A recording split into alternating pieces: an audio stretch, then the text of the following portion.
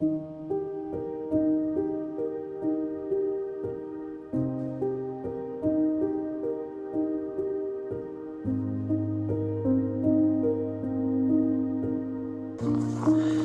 has been gray, gray, gray, and dreary. It hasn't snowed for a while, but the other day it started raining.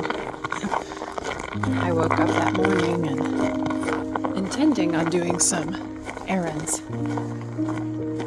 and I heard the drip of rain on the roof and thought, today's not going to be that day. Because in the wintertime, when it rains, which is a rarity, it makes all the roads a skating rink. A slushy, slippery skating rink. And it is not worth going anywhere unless you have to.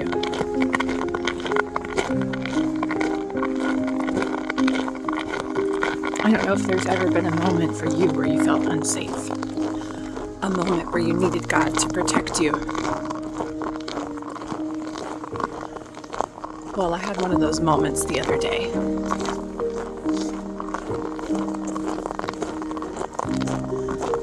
I was driving to work that night because I had to. And the neighborhood roads weren't bad. The main road into the highway wasn't bad. The highway wasn't bad. And I turned onto the road where I work, which was, they're just back roads. It looked clear. I could see the black of the gravel, and it was nighttime, so it was dark. And it looks good.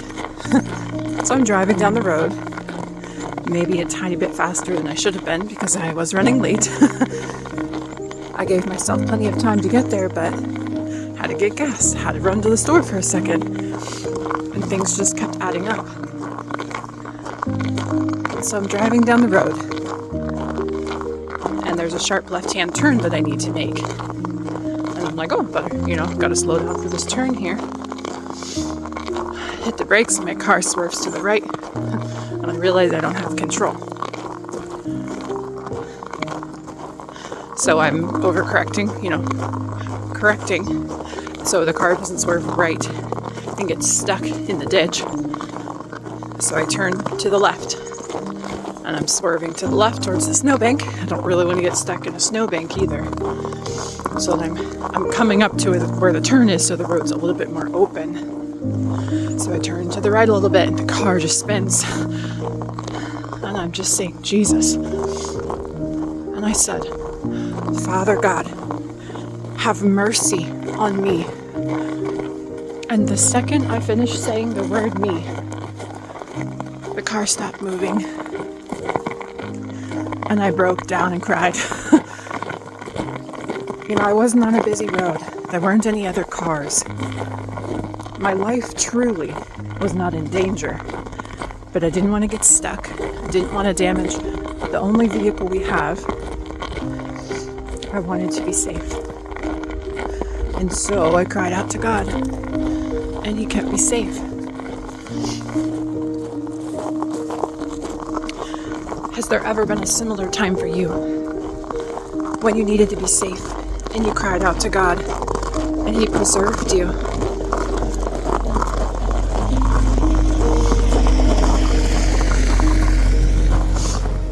Because there was for me, and I know it was Him, because I cried out to Him, and the second I was done crying out to Him, He made sure I was safe.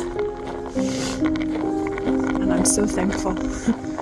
I woke up that next day feeling like I had a new lease on life. I was so thankful for everything.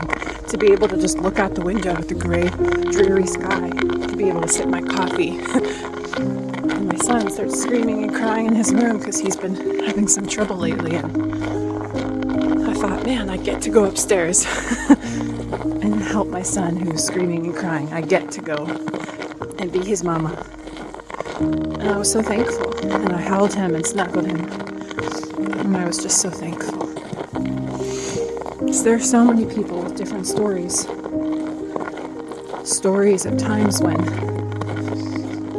they went out on the road, especially here, in Alaska in the wintertime, and they didn't come home. So many stories, even of people I know. And it's heartbreaking. And it's hard to understand the timing of God. I was wrestling with this with God the other day. I had recently been just doing a little more research into all of the genocide in Nigeria of Christians being beheaded, being murdered by the thousands upon thousands. It's been happening for years and it's still happening today. And I'm talking to God saying, why aren't you protecting your people? Why are you allowing this to happen? Why do you choose to send some people home and not others? Why?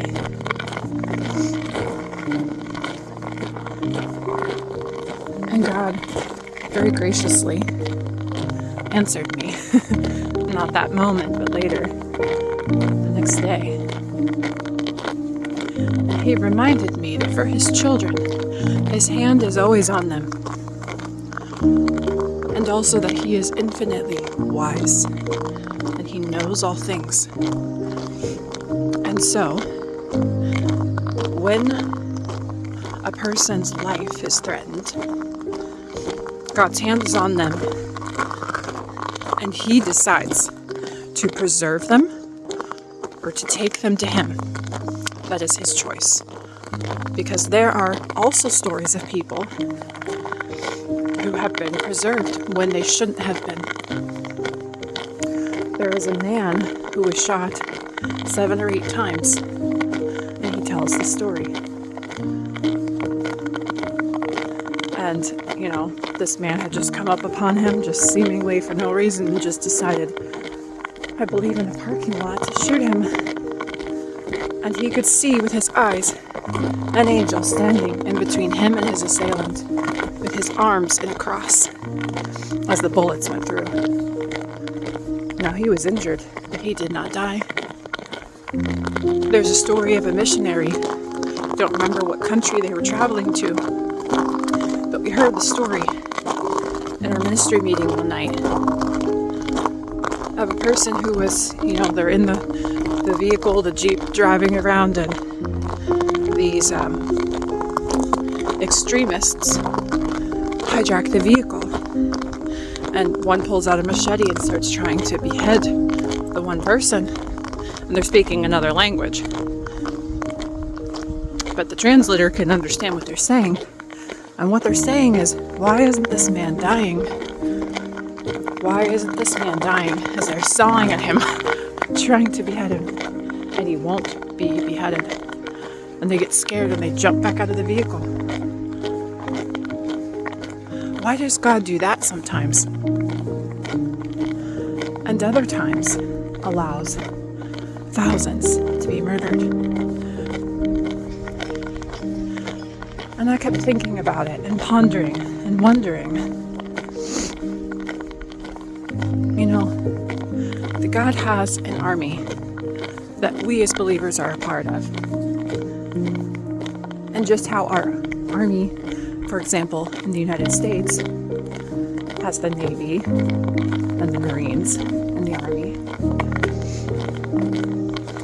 That God has, as far as I know, 2 sections. I'm sure there's many more, but the 2 I know of are that He has His army on earth, in earthly vessels, and He has His army in heaven, in heavenly vessels. And now some of His heavenly army is here, in the form of angels and that do His will here. But that perhaps when these people are taken, as God decides, He weighs everything and decides that their next assignment is in heaven, or that the fruit of that person's life is, for whatever reason, to be in heaven and no longer on earth. He is building up His heavenly army. And I don't understand everything. But that is just something I was thinking of. You know? For our son that we lost. You know, you feel guilt and think, oh, did I do something wrong? Is there some reason why he was taken? Something we should have done better to preserve him. But in the moment when he was taken, God had his hand on him, and he allowed, for whatever reason, for that life to return to him. And I have to trust in the wisdom of God. I have to trust in the sovereignty of God. Because if I do not, then I am at a loss. Because I cannot judge who is to die and when. I cannot judge what that looks like. I do not know every circumstance. But God knows it all. He knows every second, every heartbeat, every thought of every person that ever was or will be. And He weaves everything together for good. How does He do that? I will never know, but He does. And I believe that He does. And I trust that He does. That He knows what He is doing. And I have to believe that as a part of not just my good and what I want, but the ultimate good of creation, that my son was to serve in heaven. Because we have this idea and mentality that we're supposed to just go through life and your goal is to live as long as possible. You see these people, influencers that are health hacking and doing all these things to live forever and be young forever. But God does not call us to live here on earth forever. We're already going to live forever. The goal of this life is to serve God. And when we're done serving God here, we serve God in heaven. And so when we think about it that way, there really is no loss. Sure, we who are left behind on earth are sad for those we have lost. But for those who are with God, they're not sad. And they're not missing anything. They're stepping exactly along the path God has for them, right then and there. They are serving God in the way that He wants them to serve Him. They are performing the works of God. If not on earth, then in heaven.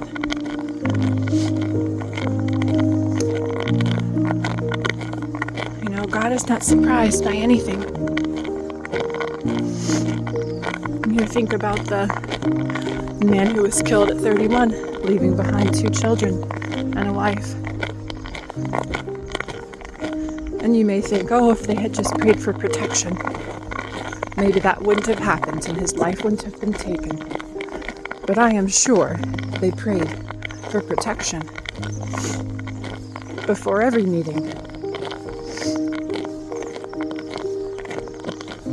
And then how many times did God protect him?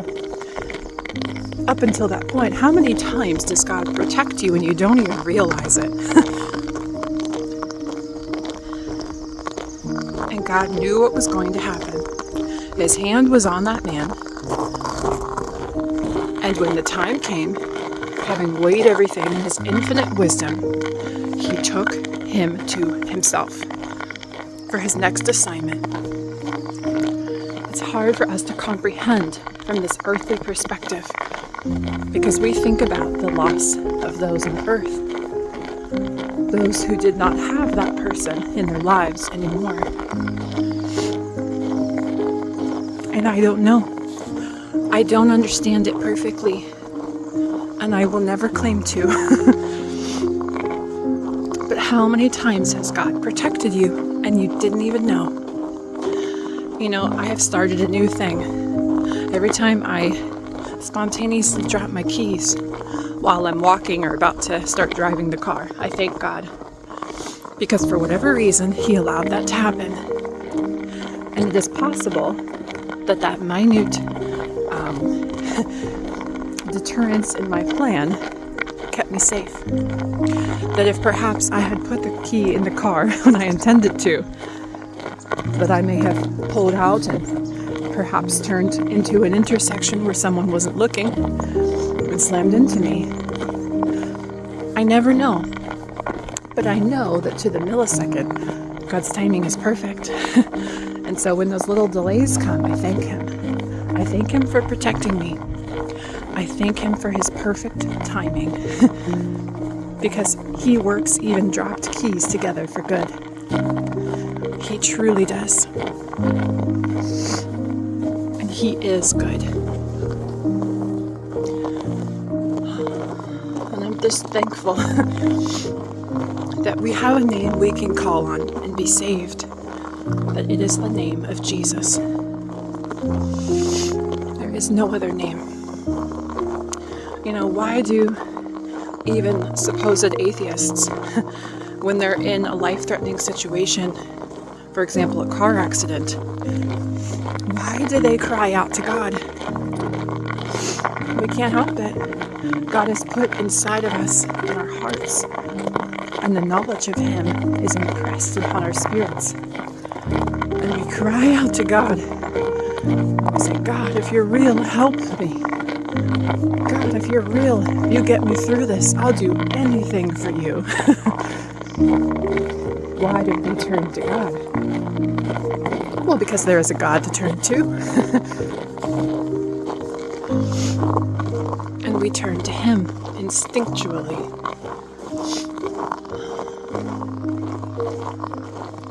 And He's there.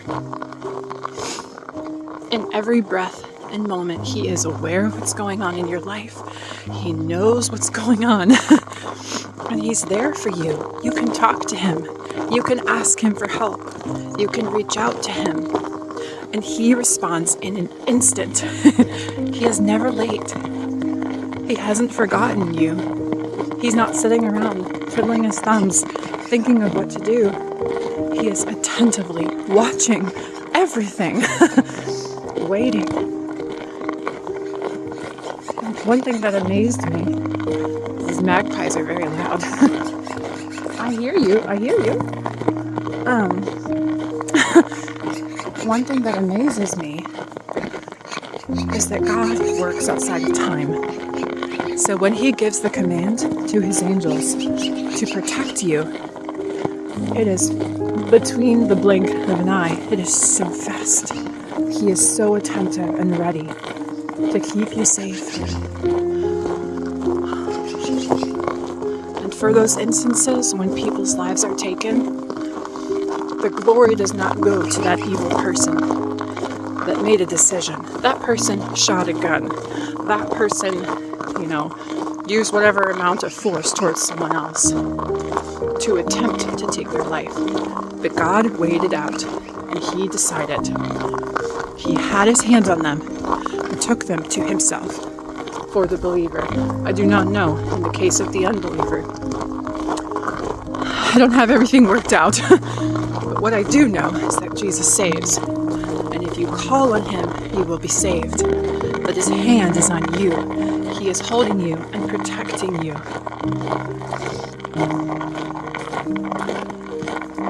And even if you're not aware of times where He has, thank Him anyways. Because I'm sure throughout the course of your life, there were many times when He kept you safe that you didn't even realize. Because He's so good.